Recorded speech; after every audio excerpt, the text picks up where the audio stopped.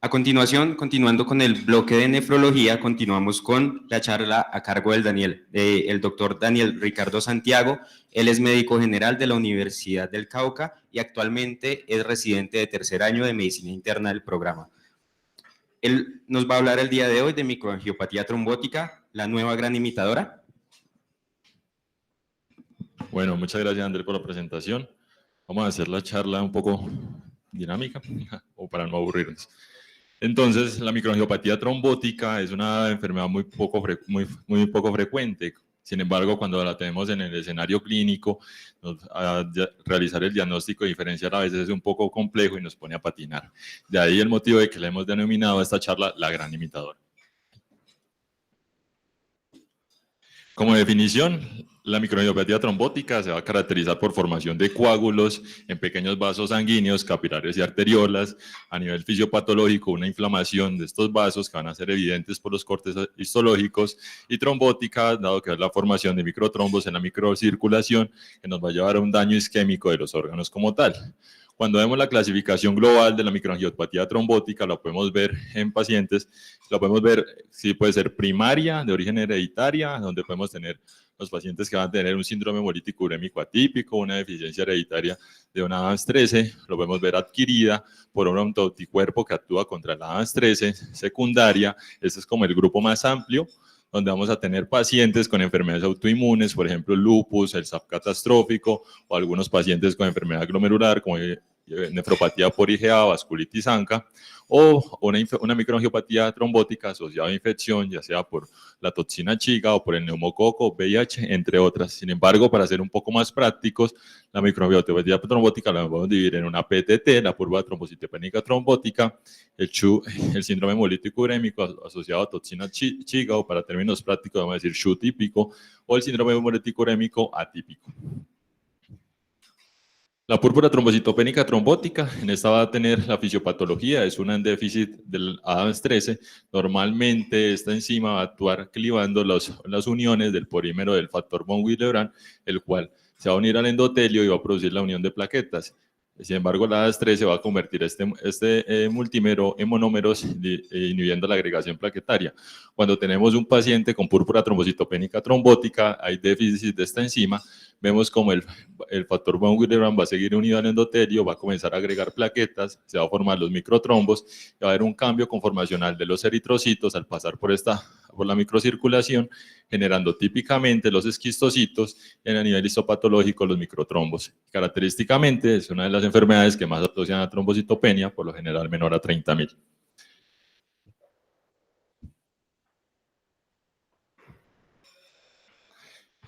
El síndrome hemolítico urémico típico, este es diferente, ya una persona se va a ingerir algún alimento, alguna bebida contaminado con la toxina chiga principalmente, ingresa la toxina junto con el polisacárido a la circulación sistémica, va a un órgano terminal, ya sea riñón, cerebro, entre otros, por un proceso de endocitosis, va a generar el daño, la inhibición de la producción de proteínas, generando la muerte celular.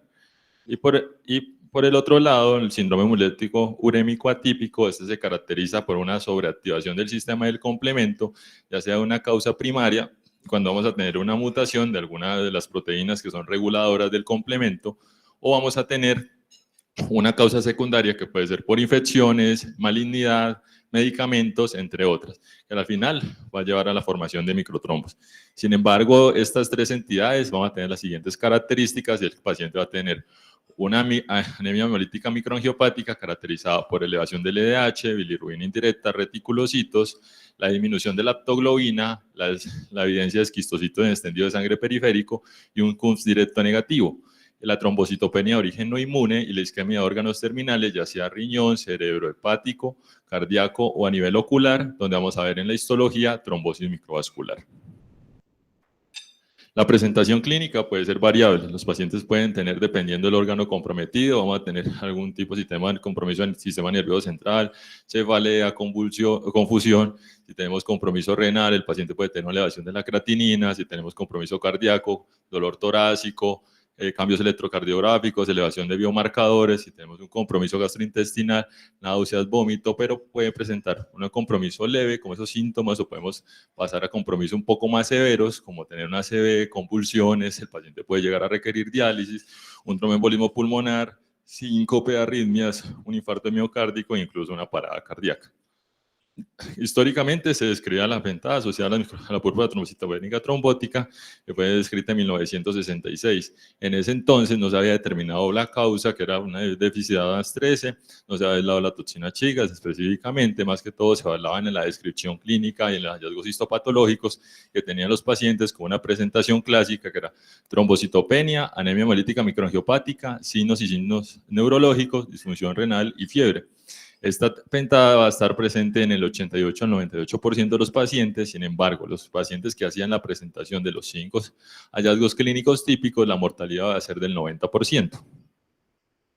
La relación fenotípica entre las tres características, entre los tres tipos grandes que vimos, que ya sea el SHU típico, el SHU atípico o el APTT, en este diagrama podemos ver que los síndromes hemolítico urémico típico y atípico casi que comparten la misma presentación clínica, y es un poco más variable con la PTT, que incluso va a compartir ciertas características clínicas y de laboratorio.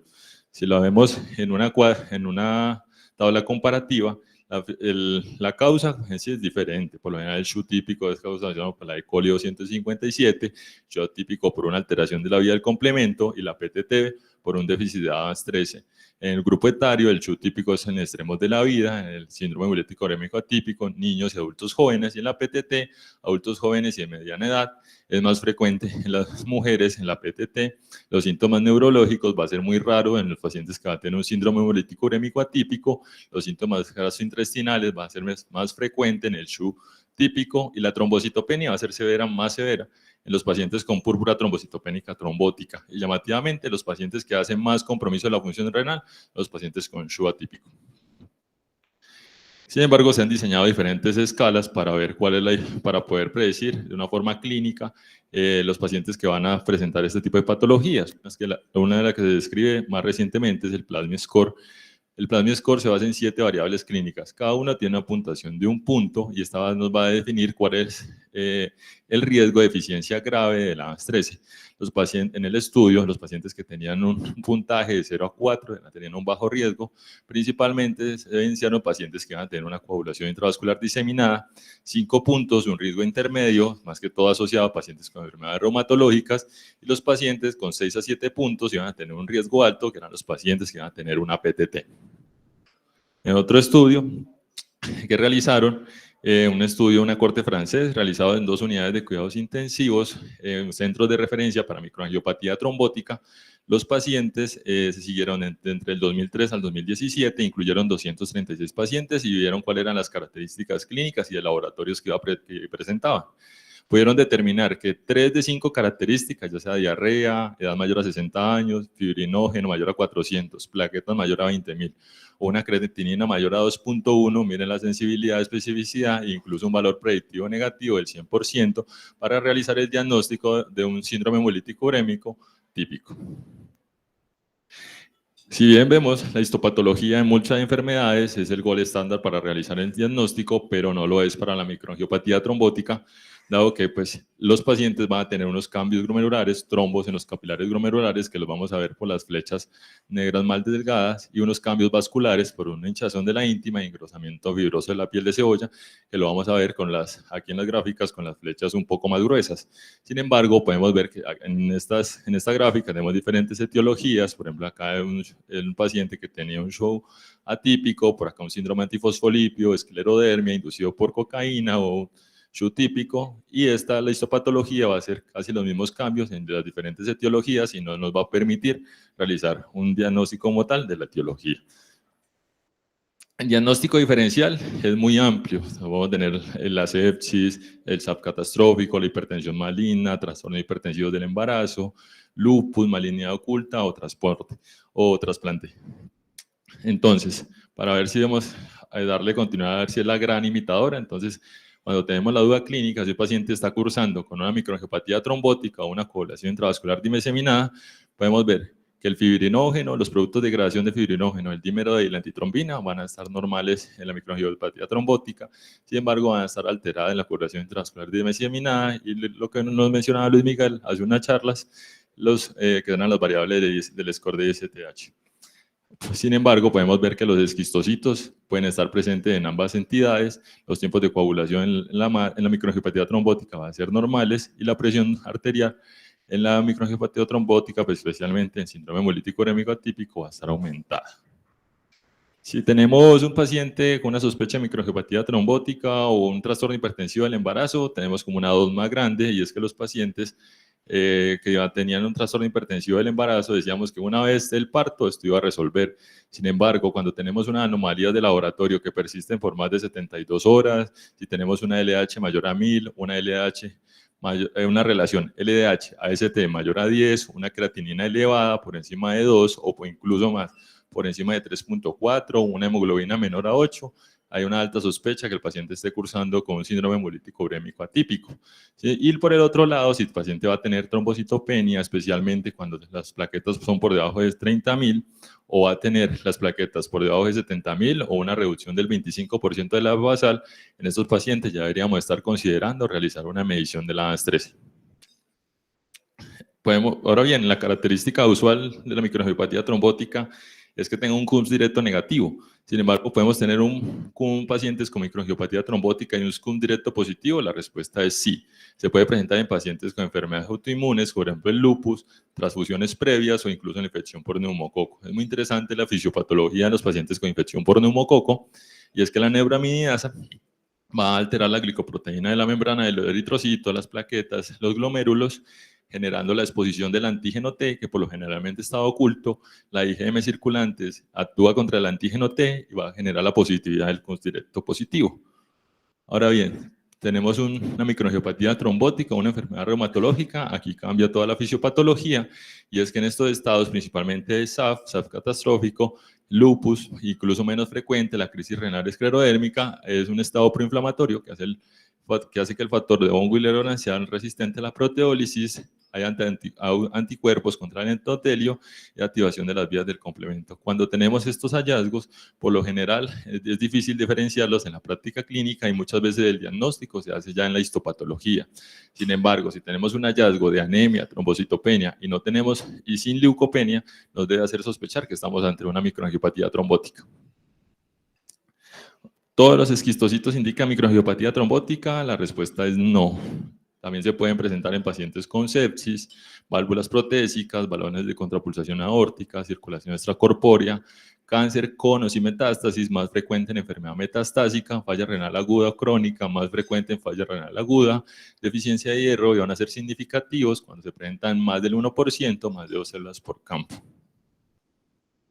Si tenemos una microangiopatía trombótica o una deficiencia de vitamina B12, si uno lo ve en la literatura, se describe como pseudomicroangiopatía trombótica asociada a deficiencia de vitamina B12, y vemos que desde los laboratorios se parece mucho. Van a tener una LDH elevada, bilirrubina indirecta elevada, autoglobina baja, la presencia de esquistocitos, CUMS directo negativo. Sin embargo, hay unos detalles como los reticulocitos en la deficiencia de vitamina B12 van a estar disminuidos, los leucocitos también van a ser disminuidos, dado la asociación con anemia megaloblástica, vamos a tener un volumen corpuscular medio elevado. Sin embargo, también podemos hacer la diferenciación clínica, y es que los pacientes con deficiencia de vitamina B12 por lo general son ancianos, o vamos a buscar algún factor de riesgo asociado a déficit de vitamina B12, por ejemplo, los pacientes que van a ser llevados a cirugías bariátricas, vegetarianos, infección por H. pylori, entre otras, para pues no realizarle plasmaféresis, paciente con deficiencia de vitamina B12. Ahora viene el algoritmo diagnóstico, y es que debemos tener la sospecha clínica. Uno es el daño de órganos, si son pacientes con un compromiso gastrointestinal, sistema nervioso renal u otro, asociado a trombocitopenia menor a 150.000, una reducción del más del 25%, hemólisis microangiopática por una LDH elevada. Entonces vemos si tenemos dos o tres de estas tres variables que acabo de mencionar. Si tenemos dos, debemos repetir hacer la búsqueda activa en las siguientes 24 horas. Sin embargo, si cumplimos las tres, debemos hacer pruebas confirmatorias, evaluar si hay esquistocitos, el nivel de aptoglobina, el CUMS directo, pruebas de coagulación. Si estas pruebas son sugestivas que el paciente va a tener una microangiopatía trombótica, vamos a excluir otras causas, como por ejemplo una coagulación intravascular diseminada, un síndrome de Evans, uso de drogas, una malignidad, trasplante de órgano, entre otros. Si hacemos un tratamiento adecuado de que estos pacientes, si hacemos un tratamiento adecuado de los pacientes, dado la sospecha de alguna de estas patologías que está en curso, y los podemos excluir y no responde, debemos hacer el diagnóstico diferencial como tal de las microangiopatías trombóticas, haciendo una medición de ADAS-13, si es menor al 10%, el paciente va a tener una PTT. Si es mayor al 10%, un SHU atípico, y si podemos aislar la toxina chiga, pues vamos a tener un SHU STEC. El tratamiento, algo muy breve, y es que el SHU STEC no va a tener un tratamiento específico, básicamente va a ser un tratamiento de soporte para la diarrea, la lesión renal aguda secundaria. En el SHU atípico vamos a tener inhibidores del complemento como eculizumab, ravulizumab, dependiendo de la disponibilidad en cada país, y la vacunación no para la enfermedad, sino para la vacunación para prevenir infecciones por meningococo, neumococo, hemófilis influenza, dado el bloqueo del complemento, y para la PTT, el plasma fresco congelado, los corticoides, plasmaféresis, caplacizumab, en algunos pacientes con enfermedad refractaria, rituximab. Como mensajes finales, es una amplia variedad en la presentación, requiere alta sospecha clínica, se debe realizar un enfoque sistemático para un diagnóstico preciso. Una vez identificada, debemos realizar un tratamiento oportuno, y la clave, como muchas cosas en medicina interna, va a estar en el detalle. Muchas gracias y los invito a seguir en mi canal de YouTube y otras redes sociales.